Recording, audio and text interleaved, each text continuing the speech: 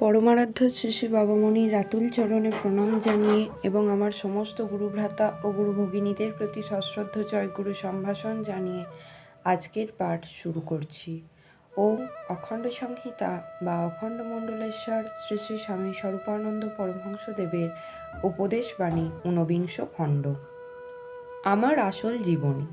অপর এক প্রশ্নকর্তার প্রশ্নের উত্তরে শ্রী শ্রী বাবামণি বলিলেন, আমি এমন কোনো অভাবনীয় রূপে মহৎ কাজ এখনো করিনি, অথবা এমন কোনো অসাধারণ সত্য জগতে প্রচার করিনি যার জন্য আমার জীবন কাহিনী জানবার জন্য তোমাদের কোনো আগ্রহ হওয়া উচিত।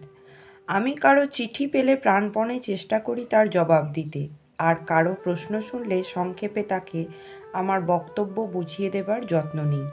এইটুকু বিশেষত্বের জন্য আমার জীবন কাহিনী জানবার আগ্রহ হওয়া স্বাভাবিক মনে করি না। আমি সভাস্থলে দাঁড়িয়ে ঘণ্টা চুক্তিতে ভাষণ দিয়ে যেতে পারি, অথবা 2 মিনিটে বা 3 মিনিটেও কাজ সেরে দিতে পারি। এটা এমন একটা বিশেষত্ব নয় যার জন্য আমার জীবনই জানতে হবে। সবচেয়ে বড় কথা এই যে আমি জীবন ভরে ছোট বড় যত কাজ করেছি সব করেছি একটা সুনির্দিষ্ট ভাবের আবেশ বশে। ফলে আমি আমার নিজ কর্ম ও কৃতিত্বকে ভালো করে দেখবার অবসর পাইনি। সুতরাং আমার নিজের জীবন সম্পর্কে আমার নিজের বর্ণনা নির্ভুল হবে না।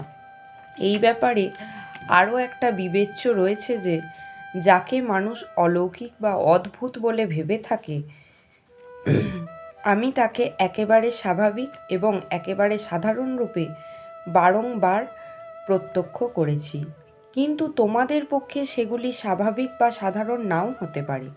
ফলে সেসব ঘটনার যথার্থ বিবরণ প্রদান করলেও তোমাদের আস্থা স্থাপনের সামর্থ্যকে পরীক্ষায় ফেলা হবে।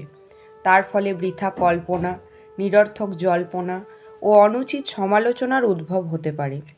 ওতে জগতের কোনো লাভ নেই। সুতরাং আমার জীবনী তোমাদের আর জানা হলো না। আমি কার নাতি, কার ছেলে, ওটা আমার জীবনী নয়। আমি কার কাছে কি পেয়েছি, ওটাও আমার জীবনী নয়। আমি তোমাদের সকলের জন্য কি দিতে চাই, কি দিয়েছি, কি দিতে পারবো, ওটা তো একদিন তোমাদের অনেকের প্রত্যক্ষ হবেই হবে। সুতরাং ওটা প্রচার করে লাভ কি? নিজেকে লুকিয়ে রাখবার জন্য অনেকে নিজেদের উপরে অবিচার করেন, এ কথা সত্য। কিন্তু অবিচার, সুবিচার প্রভৃতি সব কিছুর ভার নির্বিচারে ভগবানের হাতে ছেড়ে দিয়ে তাঁর দেওয়া পরমায়ুটুকুর সদ্ব্যবহারই আমার একমাত্র কর্তব্য। ব্যাসদেব হাজার লোকের জীবন কথা মহাভারতে লিখলেন, কিন্তু নিজের জীবনী লেখেননি। এটা কি একটা সুমহৎ দৃষ্টান্ত নয়?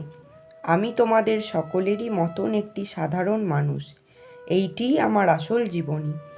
অদ্য অপরাহ্ন 2 ঘটিকার সময় শ্রী শ্রী বাবামণি ময়মনসিংহের 7ম বক্তৃতাটি দিলেন রাধাসুন্দরী গার্লস হাই স্কুলে। বক্তৃতা 2 ঘণ্টাকাল হইল। বক্তৃতার বিষয় কুমারীর পবিত্রতা। জয় গুরু।